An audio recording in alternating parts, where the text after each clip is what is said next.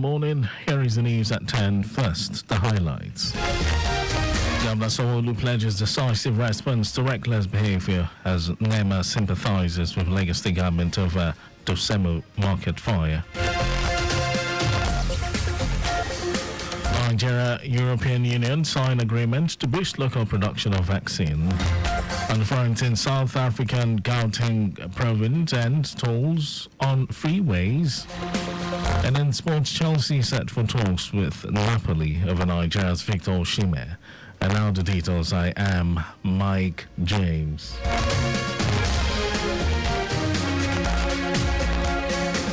Lagos State Governor Babajide Sanwo-Olu has received the leadership of the National Emergency Management Agency NEMA, led by its newly appointed Director General Zubaida Umar. The NEMA National Leadership Team was in Lagos to sympathize with the state government on the fire disaster that razed no fewer than 14 multi-story buildings and destroyed assets worth millions in Dosemu Market on Lagos Island on Tuesday. Governor Sanwo-Olu, who received the NEMA team at the State House Marina, conveyed his appreciation to the agency's boss for prompt deployment of fast responders to join the state's emergency response team in combating the inferno minutes after the alert was sent out. The governor, who noted that 120 tanks of water were used up before the inferno was brought under control, commended the first responders from both the state and federal levels for their round-the-clock action to salvage the situation and stop the spread of the fire. Sanwo-Olu decried the incident, expressing his disappointment on the reckless handling of flammable materials in the market. Governor Sanwo-Olu said the state government had commenced enumeration of the raised area to ascertain the loss of the traders with the aim to support them back on their feet. This data, he said, would be shared with NEMA to help the agency properly channel its support for the affected traders. NEMA's Director General Zubaida Umar said the visit was to show solidarity with the state government and to show support to the first responders who had remained in the scene since the incident started. Lagos State Commissioner for Commerce, Cooperatives, Trade and Investment, Folashade Ambrose Medebem, has tasked micro, small and medium enterprises, MSMEs, to explore collaborative efforts to access opportunities beyond their abilities and capacities. Ambrose Medebem gave the charge at this year's edition of the Nigerian National SME Business Awards.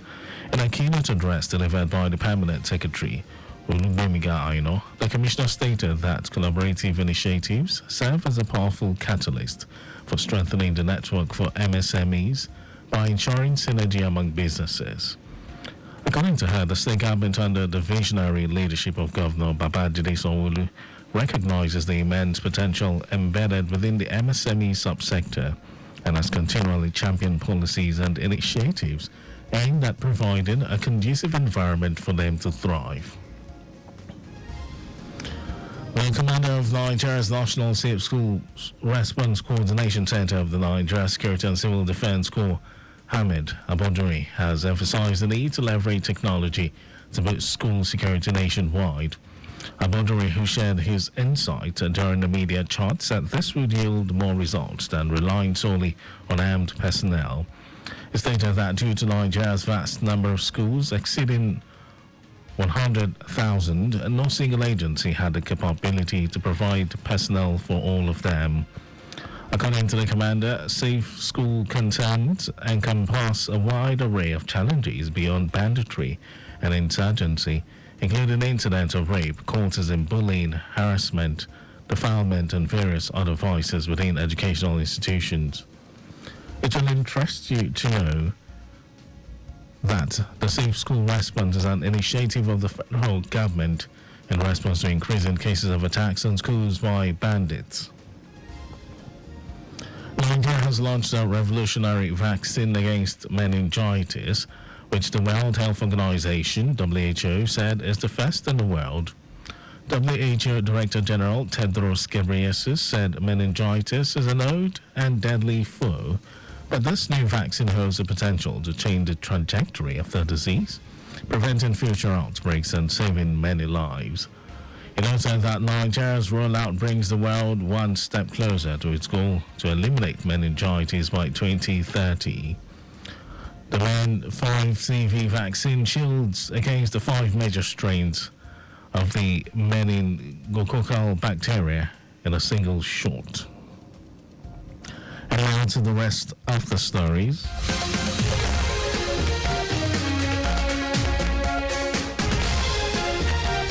The European Union, EU, and Nigeria have entered into a collaborative agreement worth 18 million euros to bolster research and development capabilities aimed at implementing the country's national plan for pharmaceutical industry advancement and local production of vaccines. This agreement was jointly signed by the European Commissioner for International Partnerships, Jutta Urpilainen, and the Permanent Secretary of the Federal Ministry of Education, Didi Walton-Jack, during the EU Global Gateway high-level event on education held in Brussels. In a statement released by the EU Head of Communication, Modesu Chukwulaka, it was emphasized that the partnership underscores the EU's staunch commitment to promoting educational and health equity. The statement added that economic growth hinges on a well-educated, skilled workforce and robust healthcare systems. Hence, investing in fortifying education and health systems globally is a pivotal aspect of the European Union's Global Gateway strategy.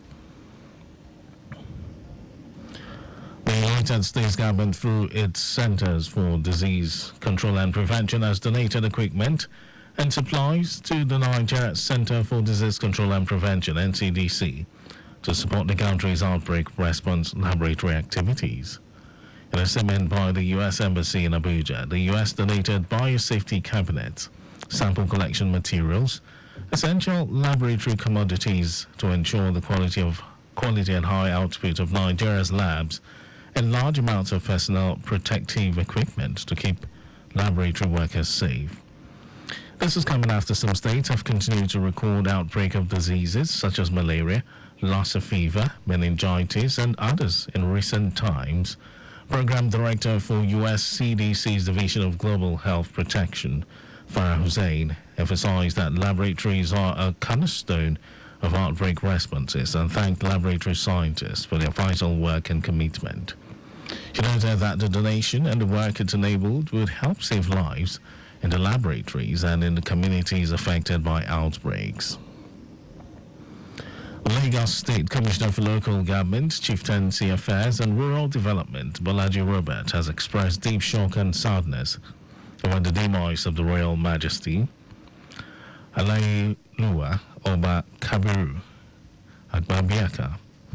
Robert made this known during his condolence visit to the late Oba's palace in the Solo local government area, noting that the Lagos State Council of Obas and Chiefs will miss the highly respected monarch.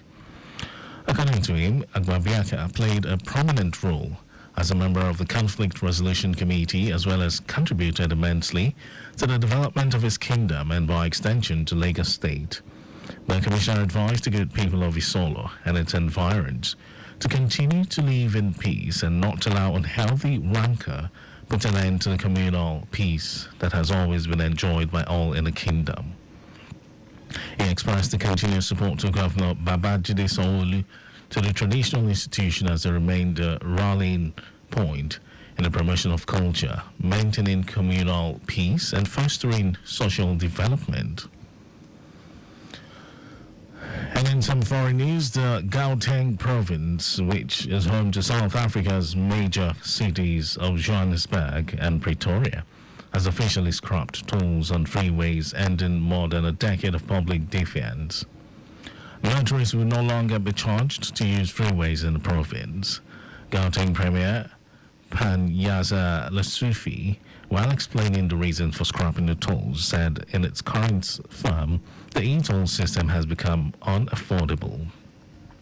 Lesufi also said removing the charges will bring much-needed relief to the people of Gauteng, who have had to beat and bear the brunt of paying e-tolls.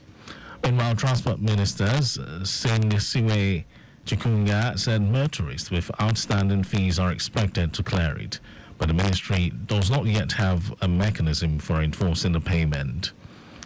Gauteng introduced e-tolls in December 2013, charging users of highways linking Johannesburg and Pretoria as a way to generate funds for developing and maintaining road infrastructure. And over to sports news, Chelsea set for the face-to-face talks with Napoli and Victor Osimhen's representatives, but is reportedly not keen to overpay as the club bid to avoid the FFP sanctions. The meeting is planned specifically to understand whether the Blues are willing to pay his release clause, with Paris Saint-Germain reportedly making an offer. Chelsea spent over £400 million last summer in an effort to back manager Mauricio Pochettino, with financial experts predicting even tougher sanctions than the likes of Nottingham Forest and Everton if the club is charged with breaches. Osimhen is as one of Serie A's most clinical strikers in recent season and is currently valued between £120 and £130 by Napoli. And that was our news at 10. But just before we go, please do not drive beyond specified speed limit. You can follow us and like all our various social media platforms: X, Traffic Radio 961, Instagram, Lagos Traffic Radio 961. Subscribe and watch our news and programs live on YouTube, Traffic Radio 961. You can also visit our website at www.trafficradio961.ng.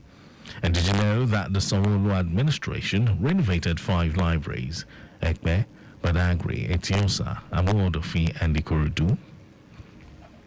Well, you can get more details. It's on the Lagos State Government website. And to end the news, here are the highlights of the major stories.